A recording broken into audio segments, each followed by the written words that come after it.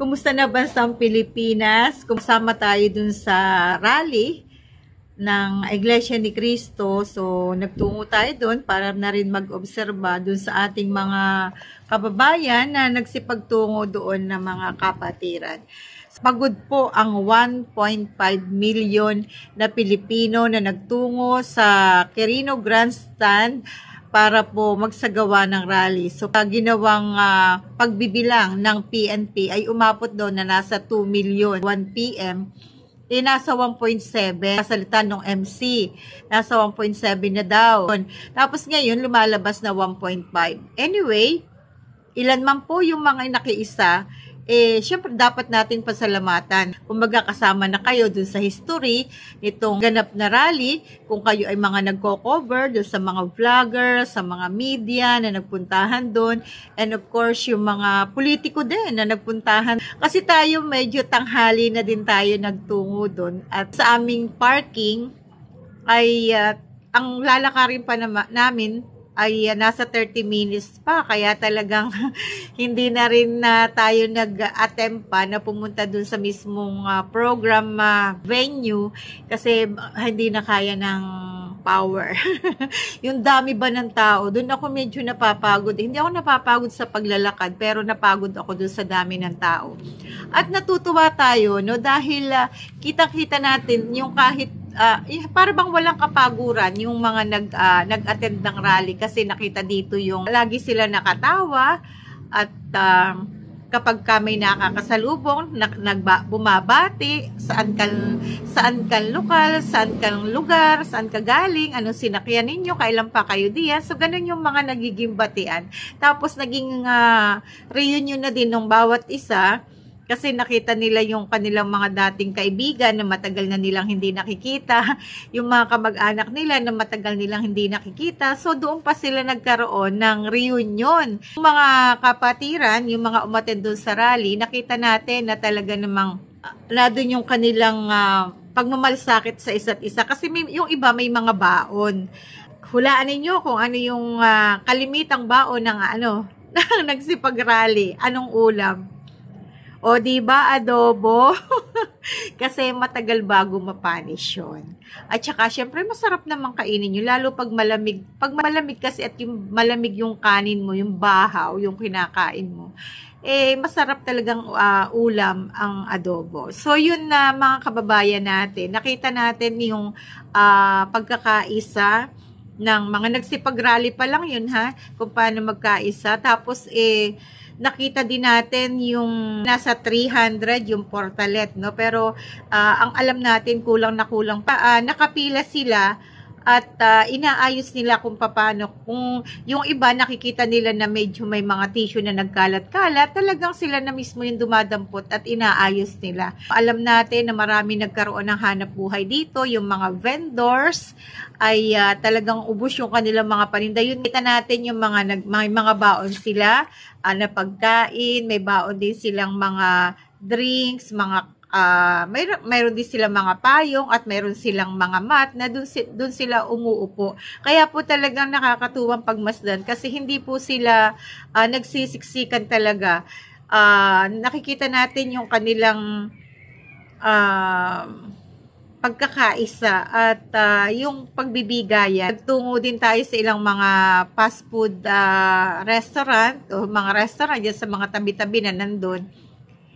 Syempre, nakita natin na yun namang mga pumupunta, alam natin kasama yung sa rally kasi nakasuot sila ng white na may nakalagay na National Rally. Syempre, nahihiya silang maki-CR nang hindi sila umu-order. Kaya naman maraming mga fast food yan. Ang daming nagkumita niyan. Yung ibang mga karinderya na nasa tabi-tabi, nakita natin na nagpapa-CR sila at nagpapabayad. So, yun namang mga kapatid, yung mga, willing naman sila magbayad basta makapag-CR lang. Kasi, kinulang sa mga mayat-maya, gusto sa CR. Anyway, mga kababayan natin, yun nga, no? Napakaganda ng isinagawang rally at yung mga, ang daming pumuri din sa mga nagsalita ng mga matataas na opisyal ng Iglesia ni Cristo. Turi din ng mga opisyal naman, lalo ng mga senador, yung mga dumalo, At sabi nga nito si Senador Robin Padilla ay bilang isang Muslim ay siya nakikilahok at nakikiisa sa ginawang ito na Iglesia ni Cristo para sa bayan. Ang naisin lamang daw niya ay maibalik yung unit team. Yung unit team nung panahon ng pangampanya, sama-sama pala sila noon dun sa unit team. So, yun ang gusto niya na mapabalik, 'di ba? At sada daw ay magkaroon muli ng pag-uusap, pagsasama-sama at para daw sa ating bansa. Nga nitong si Senador Francis Tolentino, alam naman daw nila na hindi naman pamumulitika itong ginawa ng Iglesia ni Cristo. At sabi niya, kung hindi daw magkakasundo ang executive branch at saka ang legislature, ay talaga daw walang mangyayari. Andun din pala si Senador Amy Marcos, Senador Bato de la Rosa, andun siya. At sabi nga niya, bilang isang Pilipino, ay nais ng kapayapaan, pumunta siya dun hindi para mangampanya. Andun din pala si Senador Bongo. At ang sabi nga niya, ever since daw naman, ay gusto daw talaga niya ng kapayapaan. Kahit anong panahon daw ni President Rodrigo Duterte, ay ito daw ang ninanais ng Pangulo. Ayun. Binigyan din pa rin itong si Ka Edwin Sabala, yung tagapagsalita ng Iglesia ni Cristo. Kahit pa ulit-ulit sila na sinasabi na para sa kapayapaan, talagang ito yung layunin ng kanilang pagrarally para daw maibalik. Kasi tungkulin daw ng ating opisyal ng pamahalaan na kanilang tungkulin ay gampanan dahil kailangan nilang maglingkod para sa bayan at hindi yung paghahasik ng pagkabaha-bahagi. Ayan. Ito pa lang si BP Sara nagsalita din sa video naman na siguro sa interview ng ating ilang mga kasamahang mamamahayag at sabi niya ay yung ginawang rally na Iglesia ni Cristo isang makapangyarihang pagpapakita ng tunay na pagkakaisa at pananampalataya. Tanging hangad ay magkaroon ng kapayapaan. Kapayapaan na tungo sa kaunlaran. Ito ay sa gitna ng tumataas na kahirapan at iba pang mga suliranin. Kung saan ang tunay na layunin nito ay magkaisa ang buong bansa tungo sa kapayapaan. At nagkakaisang Pilipinas na hindi matitinag paulit-ulit na aahon sa gitna ng hamon ng panahon. Yan po yung sinabi nitong si BP Sara. Pero ang sabi naman itong Senador Leila de Lima at saka itong si Castro, sabi nila hindi daw naman na-impluwensyahan ang majority ng Pilipino dahil sa gusto din daw ng mga ito na talagang matuloy ang impeachment complaint laban dito kay BP Sara. Kaya umaasa itong si Castro at itong si dating Senador Leila de Lima na hindi makaka-apekto daw itong rally na Iglesia ni Cristo sa mga mamamayan na nagsusulong at nais na magkaroon ng na ituloy ang pagsusulong na impeachment process laban dito kay BP Sara. Alam natin, nagpapasalamat din ang Iglesia ni Cristo dito naman sa Philippine National Police, dun sa 5,000 na nakadeploy sa iba't ibang bahagi ng Metro Manila. Alam nyo, nagtungo pa rin tayo dito sa Quezon City. Nakita natin hanggang dun yung mga nakaparadang sasakyan. So, ibig sabihin talaga, paikot-ikot hanggang Quezon City ay may mga nakaano diyan, may mga naka-park. At tinanong nga natin yung isang kasama nating mamamahayag na galing sa Quezon. Sabi ko, nasaan kayo? Ang sabi nila na doon daw sila sa may Philippine Heart Center. So ibig sabihin hanggang doon ay may mga sasakyan na naka-park kasi kumbaga doon daw yata sila naka-park. Ang layo talaga.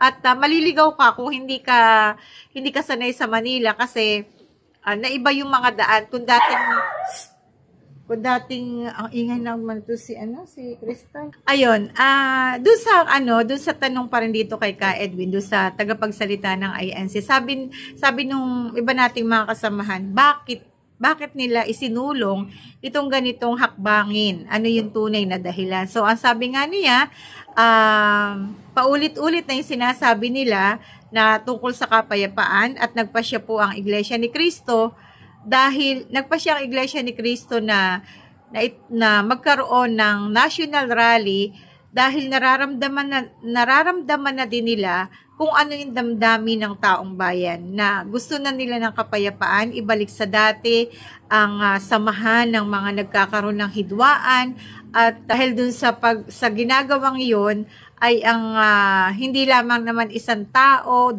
tao o 3 tao ang maaapektuhan, higit ay ang ating bansang Pilipinas. Kaya ang sabi nga niya, ipinasya na Iglesia ni Cristo na magkaroon ng rally upang dinggin ang damdamin ng taong bayan, na magkaroon ng katahimikan at mapabalik sa magandang samahan ang mga opisyal ng ating pamahalaan, na iwasan yung pagkakaroon ng pagkakabahabahagi.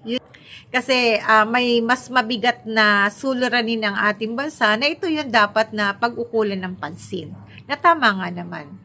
Hangad kasi ng INC na magkaroon talaga ng kapayapaan, dahil baka daw nalilimutan naman na imbis na naunahin yung kanilang mga pansariling interes, ay unahin naman yung kapakanan ng taong bayan. Tutuusin mga kababayan natin, tama naman talaga yung ipinapahayag ng mga nagsalita dun sa rally, at nasa iisang bansa nga naman tayo, at kung tayo nasa iisang bansa, ay dapat na nagkakaisa tayo. Hindi naman pwedeng may kabilang bansa pa, diba? Na para yung kalahati, kung magkabahagi man, ay dun sa kabila. Hindi naman pwedeng ganon. So, dapat talaga iisang bansa natin, tayo ay nagkakaisa.